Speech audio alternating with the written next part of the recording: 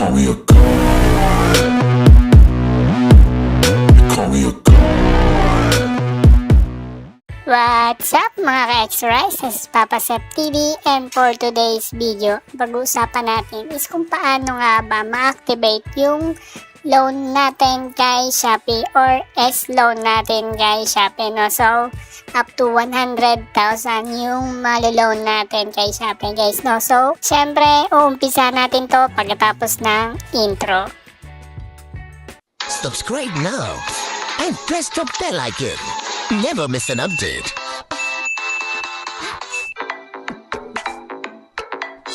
So, yun nga guys, makakapag-loan tayo kay Shopee up to 100,000 pesos, no? So, tama yung narinig nyo, makakapag-loan tayo hanggang 100,000 kay Shopee, no? So, yan guys, open natin si Shopee and then i-click natin yung profile sa baba.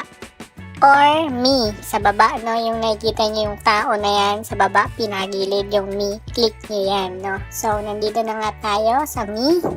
At kung napapansin nyo guys, yung S-loan natin, no? Nakikita nyo dyan.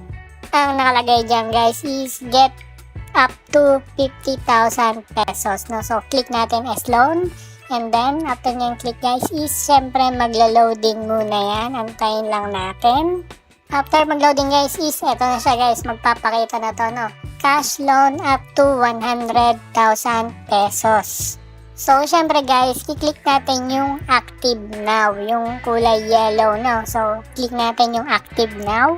After nyo maklik yan guys is, hihingi si Shopee ng verification code galing sa number nyo, no? So, yung nakalagay sa Shopee nyo, yung number nyo, no? So, hihingi siya ng verification code, no? So, madali lang naman, no? So, antayin lang natin yung verification code.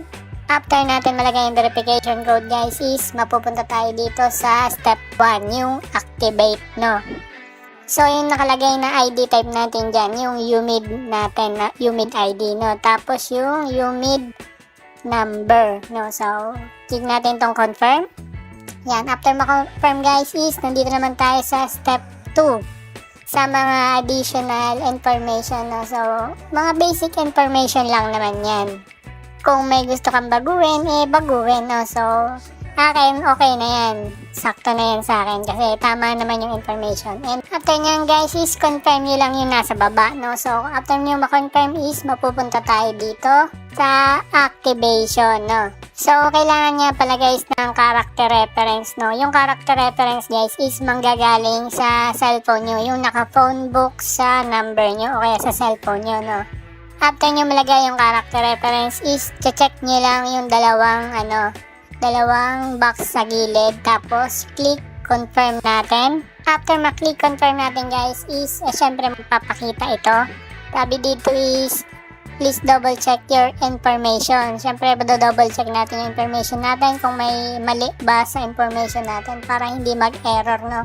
After nyan guys, kung okay na ang lahat is confirm lang natin. Yan, nag-confirm na tayo and syempre naglo-loading na siya guys. Yan, antayin lang natin. And then, sunod guys is face recognition or facial verification, no? So, itatap lang natin tong yung baba, yung kulay orange, and then magsi-selfie tayo. Start facial verification lang natin sa baba. And then, yan guys, verification process na tayo.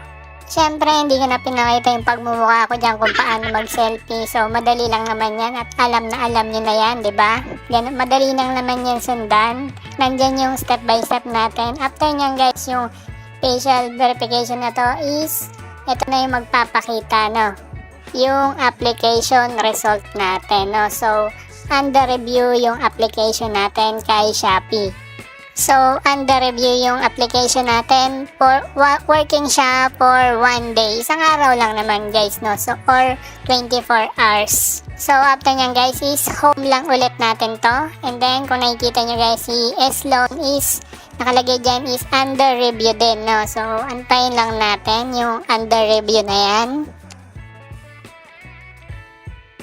The next day. So, yun nga guys, nandito na nga ulit tayo after ilang ilang oras or isang araw natin ang pag-iintay sa under review is eto na siya kay titingnan na natin yung result ng under review kay Shopee.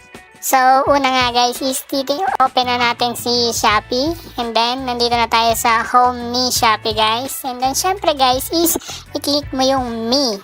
So, after nyan maklik yung me guys is eto na siya magpapakita. Syempre sa S-Loan ulit, 'di ba? So, eto na siya. Yun na nga guys is lumabas na yung hindi na siya under review. Ang nakalagay na is 10,000 pesos. So, yun nga guys is ang starting loan natin kay Shopee is 10,000 pesos, no? So, yun nga, click natin si S-Loan and then eto na siya guys. Eto yung magpapakita sa atin. Ang nakalagay niya dito is congrats, you have successfully activate your S-Loan, no? So, 10,000 siya guys. So, successful yung pag-setup natin and click OK lang natin to. Itong nasa click OK. After OK guys is eto na nga guys ang available credit limit natin kay kay Shopee, no? So 10,000 pesos. Pwede mong i-transfer yan sa GCash nyo, sa Paymaya, or kahit sa anong online bank, no? Pero syempre guys is hindi mo na natin kukunin, no? So hindi mo na natin i-withdraw yung loan natin, no? So, wala pa naman tayong paggagamitan. Siguro sa mga, susunod na buwan kapag nangailangan tayo, kapag walang-wala talaga, 'di ba? So, bakit hindi? Kunin natin, 'di ba?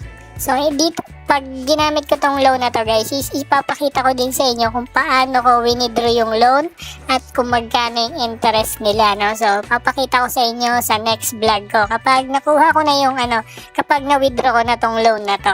At syempre guys, make sure naka-subscribe kayo and hit the notification bell guys para lagi kayong updated sa mga bagong video natin, 'di ba? Para ma-update kayo, paki-share na din and paki-like na din. So, yun lang guys. At kung bago ka lang sa aking channel, please don't forget to like, share, and subscribe. Thank you and God bless.